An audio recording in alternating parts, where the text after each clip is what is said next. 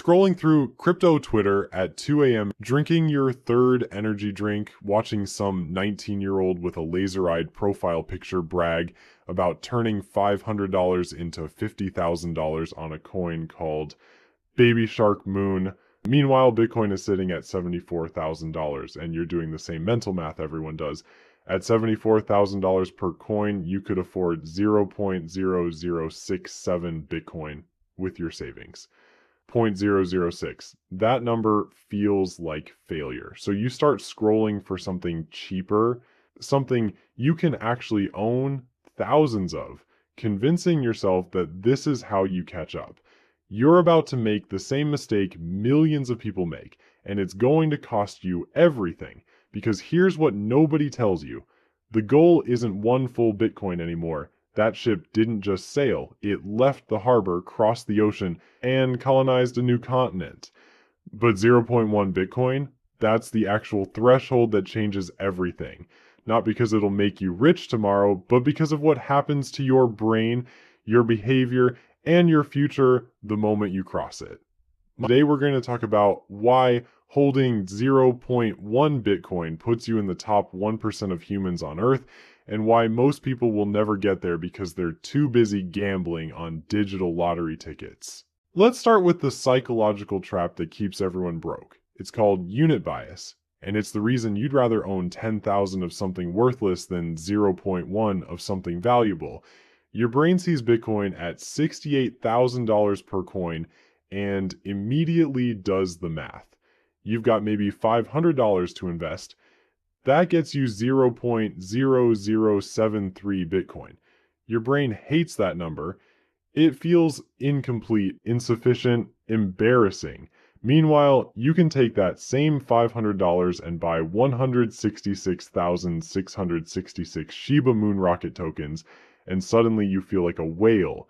You own 6 figures worth of something, and never mind that it's worth $500, your brain just sees the big number and feels satisfied. This is the gambler's trap, and it's not an accident. It's evolutionary psychology being exploited by people who understand human behavior better than you understand yourself. So instead, you buy meme coins. You buy coins that crypto influencers chill with rocket emojis and promises of 100 times gains. You buy coins because they're cheap and you can own a lot of them, and then you watch 90% of your investment evaporate when the inevitable rug pull happens or the hype dies or someone dumps their bags. And here's the brutal truth. Over a full market cycle, 95% of altcoins underperform Bitcoin. They don't just underperform by a little, they get absolutely demolished. Many of them never recover from bear markets. They go to zero while you're still holding, wondering when the pump is coming back. Gene Simmons from Kiss, a man who once sold Kiss-branded coffins so fans could be buried as walking advertisements, publicly explained why he bought millions of Dogecoin instead of Bitcoin. His reason? He could own more of them. A rock star worth $400 million fell for unit bias. If he can fall for it, you definitely can. Bitcoin, for all its volatility, has recovered from every single crash in its 16-year history. Every single one. Meanwhile, how many meme coins from 2021 are still around? How many of them recovered their all-time highs? I'll wait. Let me tell you about Alex, not a real person, but a composite of about 50 people I've watched make the same mistakes. Alex had $5,000 saved in January 2024. Bitcoin was at $43,000. He could have bought 0.116 Bitcoin. Instead, he bought 2 million tokens of something called Peppy Baby Doge because it was only 2 cents per token, and he liked feeling like a whale. By March, his 2 million tokens were worth $380. His whale position evaporated. Meanwhile, that 0.116 Bitcoin would have been worth $14,600 at the October 2025 peak. Alex is now trying to accumulate 0.1 Bitcoin at $74,000, which cost him $7,400, significantly more than his original $5,000. This is what unit bias costs you, not just money, time. Now let's talk about the math that should terrify you into action. There are 21 million Bitcoin. That number is hard-coded into the protocol. We've already mined about 19.85 million of them. That leaves roughly 1.15 million left to create over the next 100 years. Right now, only 450 new Bitcoin are created per day. In 2028, that drops to 225 per day. This isn't speculation, this is math. But here's where it gets really interesting. Of those 21 million Bitcoin, somewhere between 3.5 and 4 million are gone forever. Lost, irretrievable. James Howells has 8,000 Bitcoin worth about $549 million sitting in a Welsh landfill under 110,000 tons of garbage. Stefan Thomas has 7,002 Bitcoin locked behind a password he forgot. That's $480 million. He's used 8 of his 10 password attempts. He has 2 guesses left before it's gone forever. Imagine lying awake at night knowing that the difference between generational wealth and nothing is 2 passwords you can't remember. That's not a nightmare. That's just Tuesday for Stefan Thomas. So the actual circulating supply of Bitcoin is somewhere between 16 and 17.5 million coins. There are 8 billion people on Earth. Divide 17 million Bitcoin by 8 billion people, and you get 0.002125 Bitcoin per person. That's $157 at current prices. Owning 0.1 Bitcoin means you hold 47 times more than the average human could ever have. You're in a mathematically exclusive club. Here's what most people don't understand about this moment in history. By early 2026, BlackRock's Bitcoin ETF had accumulated over 600,000 Bitcoin. That's more Bitcoin than most countries will ever own. MicroStrategy now owns 400,000 Bitcoin. That's nearly 2% of the total supply controlled by one company. When institutions accumulate, they remove supply from circulation. Every Bitcoin BlackRock buys is a Bitcoin that retail investors can't buy. And the average person is being priced out in real time. Here's something nobody wants to hear. You're probably already too late to get rich from Bitcoin. I'm sorry, that's not pessimism, that's math. The people who got rich bought at $100, $1,000, maybe $10,000. You're buying at $68,000 after BlackRock validated it, after countries started stacking it, after it became safe. But here's what you're not too late for. Being positioned, being in the top 1%, having an asset that governments can't print. And in a world where inflation is the default and your savings account pays 0.5% while prices rise 6%, not getting poor might be the best victory available. Let me show you what 0.1 Bitcoin could become. ARK Invest's bear case for 2030 is roughly $500,000 per Bitcoin. Their bull case is significantly higher. If Bitcoin hits $500,000, your 0.1 Bitcoin is worth $50,000. If it hits $1 million, you've got $100,000. Even if they're all wrong and Bitcoin only hits $250,000, your 0.1 Bitcoin is worth $25,000. That's not generational wealth, but it's not nothing. And here's the thing that should haunt every person who says they missed Bitcoin. $10,000 invested in Bitcoin in 2015 is worth $2.5 million today. The same $10,000 in the S&P 500 is worth $27,000. Bitcoin has been profitable on 87% of all trading days in its history if you just bought and held. People lose money on Bitcoin for one reason: they sell when it's down. So why does 0.1 Bitcoin matter? Because of what happens to you psychologically the moment you own it. The second you have skin in the game, your entire relationship with money changes. You start paying attention to inflation rates, Federal Reserve policy, monetary supply. The Cantillon effect, which is the concept that the people closest to money creation benefit first, while everyone else gets screwed by inflation later. You stop spending money on stupid things because every purchase has an opportunity cost now. That $200 dinner, that could have been 0.003 Bitcoin. This is about developing low time preference, which means you start valuing future outcomes more than immediate gratification. You start thinking in decades instead of days. Remember Alex? Let's say he learned his lesson. He starts dollar cost averaging $100 per week into Bitcoin. At first, he checks the price 17 times a day, then something shifts. Around week 8, he stops checking. He realizes the number going up and down doesn't matter because he's buying anyway. By week 12, he's started evaluating every purchase differently. That $80 Uber Eats order, that's 0.0012 Bitcoin. He's not miserable. He's just awake. People talk about Bitcoin changing their lives, and they don't mean the price. They mean the shift in mindset. There was a teacher who bought Bitcoin, and over time, he developed this habit of evaluating every expense against Bitcoin. He stopped going to concerts every summer. He stopped eating out 3 times a week. He automated buys of $100 per week. And after a few years, when his teaching job became unbearable, he could quit. He wasn't a millionaire, but he had enough breathing room to make a decision based on what was best for his life instead of what was necessary to survive. That's what Bitcoin does. It gives you options. Now, let's talk about how to actually get to 0.1 Bitcoin, because at $68,500 per coin, 0.1 Bitcoin costs about $6,850. That's not pocket change for most people, but here's the thing. You don't need to buy it all at once. This is where dollar cost averaging comes in, and it's the only strategy that actually works for normal people. You set up automatic purchases of Bitcoin on a weekly or bi-weekly basis for an amount you can afford. $50 a week, $100 a week, $200 a week, whatever fits your budget. Here's what the journey actually looks like.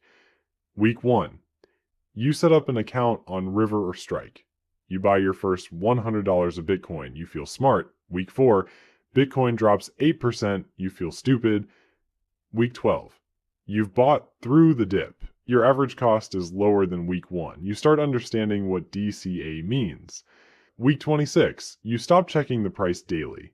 The $100 just leaves your account automatically every Friday. Week 40, you pass 0.05 Bitcoin, halfway there. For week 52, you hit 0.1 Bitcoin.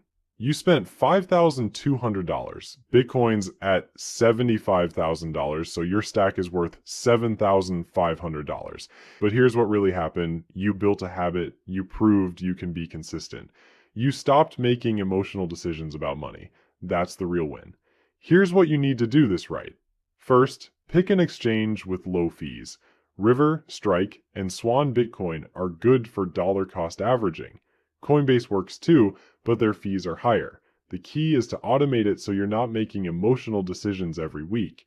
Second, once you accumulate a meaningful amount, get it off the exchange, not your keys, not your coins.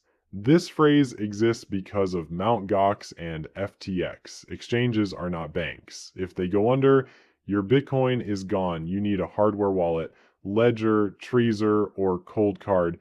These cost $100 to $250, and they're worth every penny. The trade-off. If you lose your seed phrase, your Bitcoin is gone forever. There is no customer service. This is the price of sovereignty. Third, understand the tax implications. The IRS treats Bitcoin as property. Buying and holding is not taxable. Selling triggers capital gains taxes. If you hold for over a year, you pay long-term capital gains rates, which are 0%, 15%, or 20% depending on your income.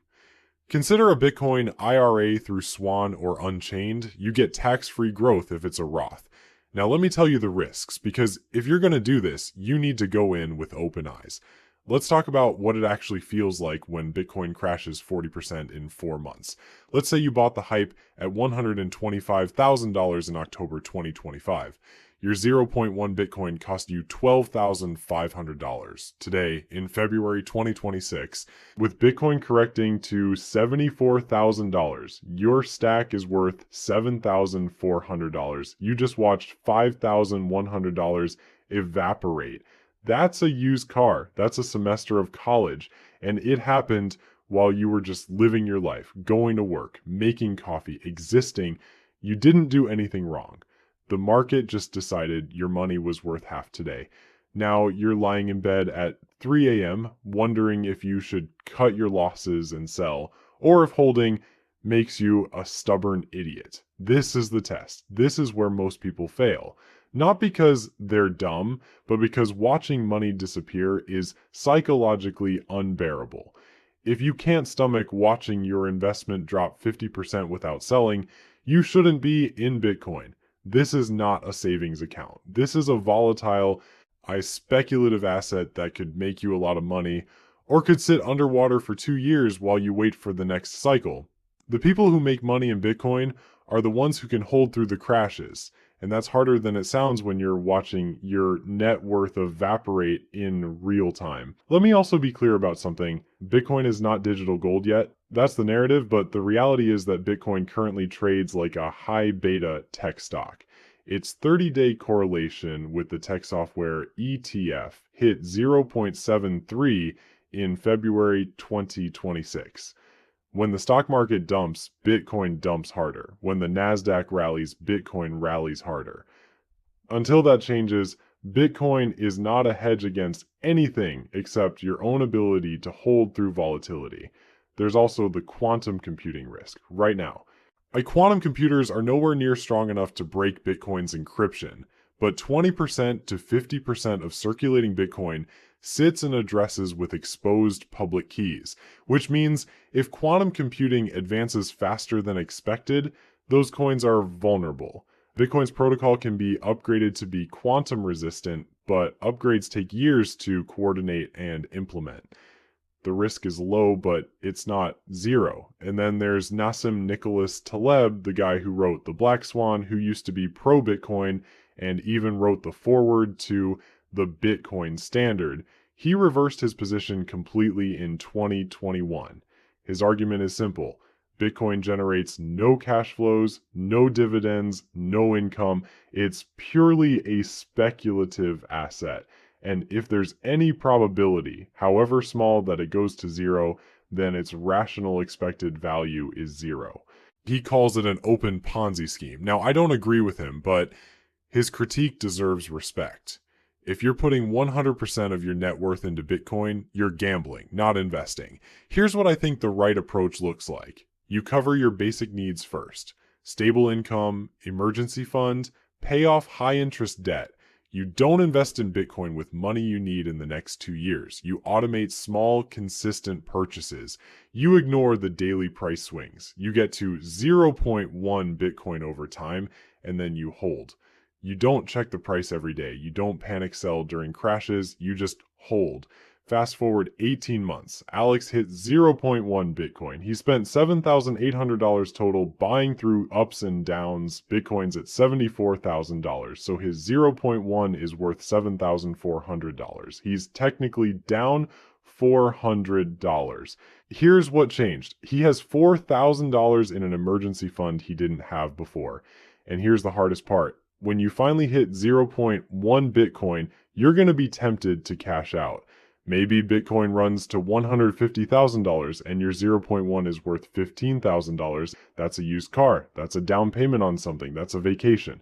And you'll start thinking, maybe I should take some profits. Maybe I should lock in the gains. And that's the moment where most people lose, because if you sell, you're back to zero. You're back to trying to accumulate. You're back to unit bias, looking at the price and thinking you missed it again. Remember when we started? You were scrolling through crypto Twitter at 2 a.m., looking at meme coins, feeling like you missed Bitcoin. Now you know that was unit bias talking. When the goal was never 1 Bitcoin, it was 0.1 Bitcoin. And unlike that kid bragging about Baby Shark Moon, you'll still have your money in 5 years. The smart play is to view 0.1 Bitcoin as something you never sell. It's not an investment. It's a savings account that inflation can't touch. It's insurance against monetary instability. It's a hedge against government incompetence. It's the asset you pass down to your kids.